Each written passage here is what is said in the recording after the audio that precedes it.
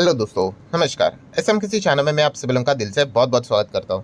सो दोस्तों, आप सभी लोगों को पता ही है क्वार्टर वन का सीजन जारी है। अभी इसके पहले का भी वीडियो आप लोगों ने देखा ही होगा। इन्फोसिस के Q1 के नंबर्स को हम लोगों ने डिटेल में कवर किया था। अगर आपने नहीं देखा है तो आप देख सकते हो, वीडियो का लिंक नीचे डिस्क्रिप्शन में दे ही दिया है। ठीक है। एंड आज के दिन की भी बात करें तो काफ़ी सारे डिसेंट कंपनीज के नंबर हम लोग को लगातार देखने को यहाँ पे मिल रहे हैं। सो ठीक है, इनिशियल स्टेज है, जितना हो सके हम लोग चीज़ों को कवर करने की कोशिश करेंगे। बाद में तो एक एक दिन में 100 200 आएंगे तो फिर कवर करना तो मुश्किल हो जाता है।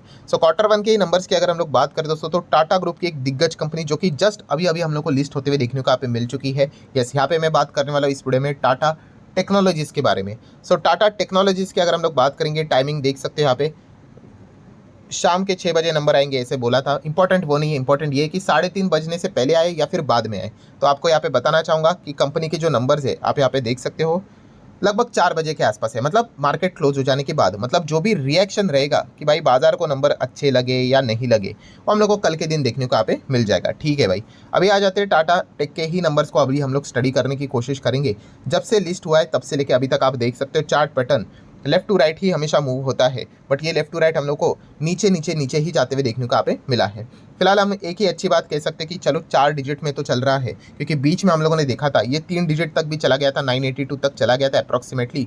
एंड वहाँ से वापस कमबैक करके 1000 के लेवल को तो फिलहाल तो इसने मेंटेन करके रखा हुआ है। वो टेक्निकली भाषा रहती है ना, साइकोलॉजिकली लेवल की बात करें, 4 डिजिट देखने को मिल रहा है वैसा कुछ। ठीक है, तो उस कंपनी की अगर हम लोग हायर लेवल की बात करें तो आप देख सकते हो 1400 के लेवल तक ये चला गया था जब ये लिस्ट हुआ था। उसी दिन की अगर हम लोग बात करें, आपको पता ही है जो बिगनर होते हैं वो क्या करते हैं, आईपीओ जिनको लगता नहीं है, ठीक है, और उसका काफ़ी बोलबाला था। ठीक है, जिनको आईपीओ लगा भाई उनकी तो लॉटरी लग गई, उनके तो धमाकेदार रिटर्न बने। बट जिनको आईपीओ नहीं लगता वो क्या करते हैं, हाँ, ओपन मार्केट में जाके बिना सोचे समझे खरीद के लेके आते हैं। तो एक मोमेंट क्विक वहाँ पे बन ही जाता है, आप सभी लोगों को पता ही है। और वैसे ही 1400 तक ये स्टॉक हम लोग को जाते हुए देखने को मिला। अभी कितना चल रहा है, नियर बाय 1000 ही पकड़ ले तो ठीक है। 1000 के हिसाब से अगर मैं बात कर लूँ तो आप देख सकते हो 1000 डिवाइड बाय ओल्ड प्राइस 1400, मतलब टॉप लेवल से अगर मैं कहूँ रफली 28.5% हम लोग को एक डाउन देखने को यहाँ पे मिल रहा है।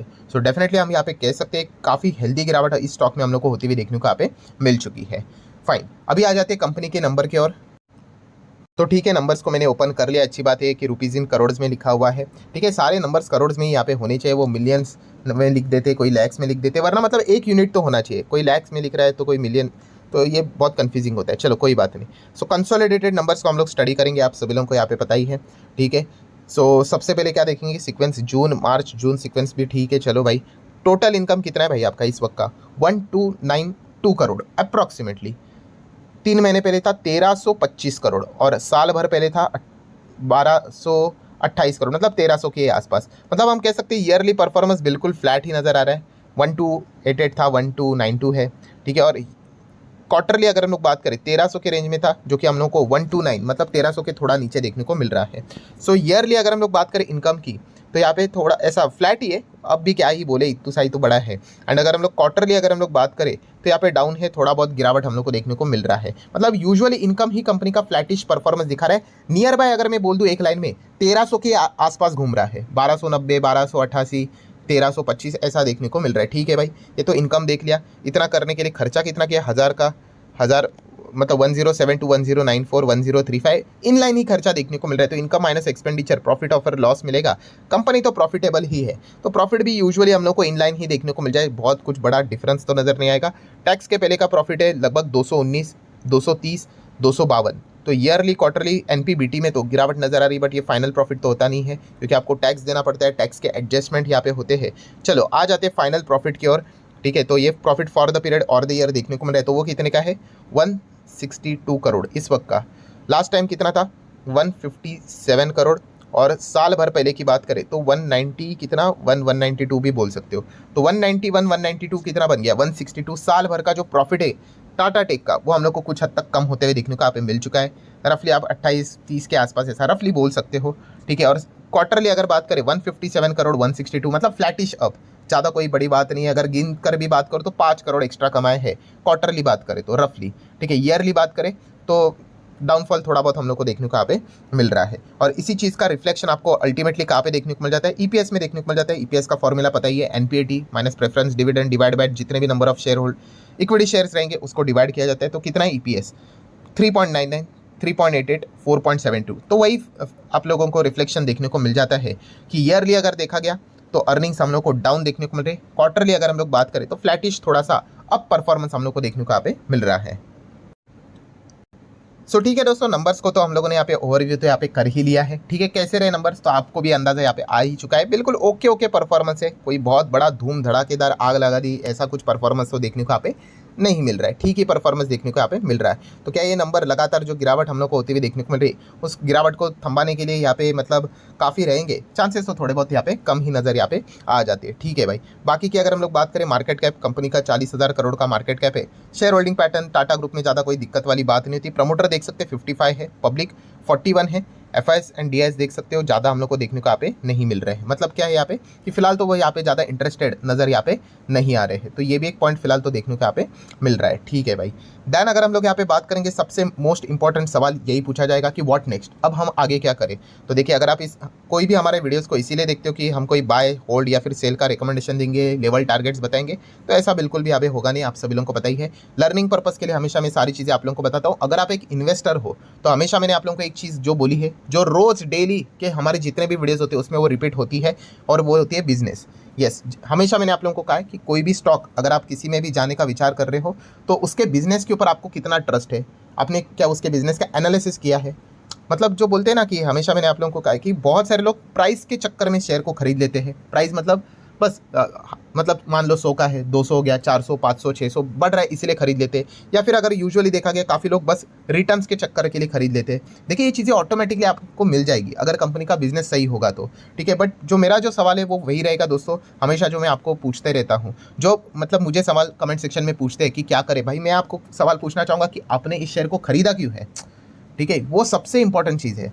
ठीक है, अगर आप ये कहोगे कि भाई बिजनेस हमें पता नहीं है करके, तो फिर आपको बाकी कितना भी मैं प्रवचन दे दूँ उसका कोई फ़ायदा है ही नहीं। ठीक है, आपको कोई भी शेयर में अगर जाना ही है, कोई भी, मैं टाटा टेक की मैं बात नहीं कर रहा हूँ, एज ए इन्वेस्टमेंट पर्पस, तो भाई उसके बिजनेस के ऊपर आपने दाव लगाना होता है। एंड मैं आपको बताना चाहूँगा, बिजनेस मतलब ऐसा नहीं है कि 1 साल में खड़ा हो जाता है, 2 साल में, भाई सालों साल लगते हैं।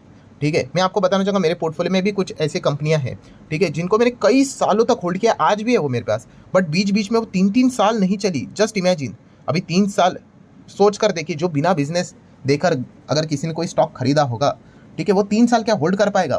कर ही नहीं सकता भाई। वो 3 महीने में क्विट कर देगा, बोलेगा कि क्या घटिया स्टॉक है, चलता ही नहीं है, मूव ही नहीं होता करके। ठीक है, बट जिसको बिजनेस के बारे में पता है कि हाँ भाई इसमें वो पोटेंशियल नजर आता है। मैंने हमेशा आप लोगों को एक चीज़ सिखाई है, शेयर बाजार is all about a probability, कि हाँ ये कंपनी इतनी बड़ी बन सकती है क्या, ये चीज़ें चेक करनी होती है। एंड अगर आपको लगता है कि हाँ इस कंपनी में वो काबिलियत है कि भविष्य में बड़ा प्लेयर बन सकता है, तो फिर आपने उसको प्रेजेंट में क्या लगा करना होता है, इन्वेस्ट करके दाव लगाकर उसको लंबी अवधि के लिए छोड़ना होता है। ये चीज़ें करनी होती है। प्राइस यहाँ पे 1000 के नीचे जाएगा या फिर ऊपर रहेगा, ये किसी को नहीं पता है भाई। ठीक है, तो वो चीज़ें देखनी होती है। और उस हिसाब से अगर हम लोग टाटा टेक्नोलॉजी के बिजनेस को देखें, तो बिजनेस अगर देखा गया तो हाँ कंपनी का बिजनेस अच्छा ही है, बट येस जो परफॉर्मेंस आना चाहिए, ठीक है, वो परफॉर्मेंस अभी भी हम लोग को थोड़ा बहुत कम ही देखने को मिल रहा है। तो इनको अगर अपना परफॉर्मेंस बढ़ाना है तो क्या करना पड़ेगा? ऑब्वियसली रेवेन्यू बढ़ाना है, मतलब कि आपको क्लाइंट्स जोड़ने पड़ेंगे, बड़ा बिजनेस लाना पड़ेगा, तो ही तो जाके आपकी अर्निंग्स सुधरेंगी, वरना आपकी अर्निंग्स ऐसे ही चलती रहेंगी।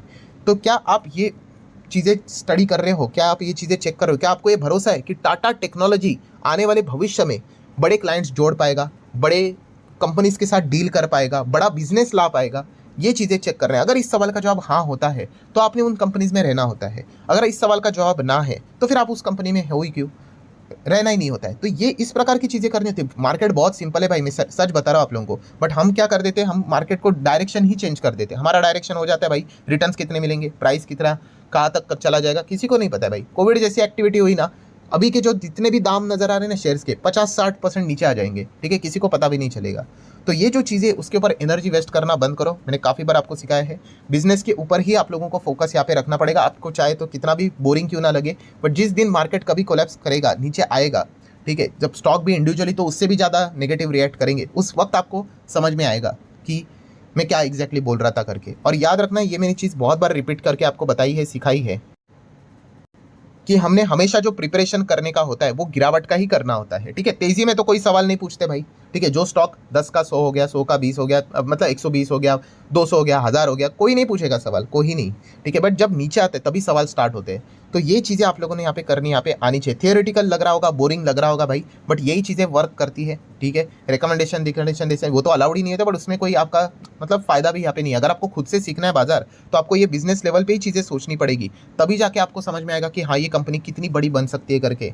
ठीक है, तो उस हिसाब से दाव लगाकर खेलना होता है। अगर आपको लगता है कि भविष्य में कंपनी बहुत बड़ी बन सकती है बिजनेस के हिसाब से, तो उसमें बने रहना होता है, वरना उसमें रहने का कोई सेंस बनता है नहीं। तो उस हिसाब से आप लोगों ने स्टडी करना है। ठीक है, एंड ये सिर्फ इस स्टॉक की बात नहीं भाई, ये हर किसी स्टॉक की बात है। आपके पोर्टफोलियो में जितने भी कंपनियां हैं, उसके पीछे कोई ना कोई रीजन रहा होगा ना कि आपने उसको क्यों खरीदा है करके। वो क्यों अगर आपका बिजनेस ओरिएंटेड नहीं है, कोई फायदा नहीं भाई। अभी तक बाजार मौज करा रहा है, पार्टी चल रही है भाई, हायर लेवल पे चल रहे हैं, तब तक चीज़ें चंगी लगेगी। जस्ट कभी ना कभी तो मार्केट आपका टेस्ट लेगा, तब पता चलेगा कि कितने लोगों की विकेट जाने वाली है करके। तो ये थियोरेटिकल चीज़ें तो हमेशा मैं बताते रहता हूँ, और जब भी इस प्रकार की चीज़ें आती है तभी वो एक्सप्लेन करने का मौका भी मिलता है। ठीक है, सो उस हिसाब से आप लोगों ने स्टडी करना यहाँ पे होता है, और एनालिसिस करके डिसीजन यहाँ पे लेना होता है। सो आशा करता हूँ दोस्तों वीडियो हेल्पफुल लगा होगा। अभी कल के दिन देख लेंगे मार्केट का रिएक्शन, इससे रिलेटेड क्या होगा। वैसे तो ओके ओके टाइप का ही परफॉर्मेंस है, कोई सुपर डुपर तो कोई एकदम जबरदस्त या फिर एकदम खराब भी नहीं है, ओके ही परफॉर्मेंस यहाँ पे देखे रखा है। देखने वाली बात यही रहेगी कि जो टेक्निकली बोला जाता है ना कि 1000 का लेवल है, कि क्या उसको तोड़कर भी नीचे की क्लोजिंग देगा या फिर उसी के ऊपर क्लोजिंग देगा, बस वो एक देखने वाली बात होगी। बट ये टेक्निकली बात होगी ना, अगर आप एक इन्वेस्टर हो लॉन्ग टर्म के हिसाब से, तो ये चीज़ें शॉर्ट टर्म में चलती रहेगी, उससे आप लोगों ने ज़्यादा चिंता करने की जरूरत नहीं। आपने अगर चिंता करनी है तो इस लेवल पे चेक कर दीजिए कि कंपनी क्या बड़ा रेवेन्यू लेकर आ पाएगी या नहीं, और अकॉर्डिंगली आप लोगों को डिसीजन यहाँ पे लेना पड़ेगा। सो आशा करता हूं दोस्तों वीडियो हेल्पफुल लगा होगा, तो चाहो तो आप इसको लाइक एंड शेयर कर सकते हो। मिलते हैं नेक्स्ट वीडियो में, तब तक के लिए बाय बाय।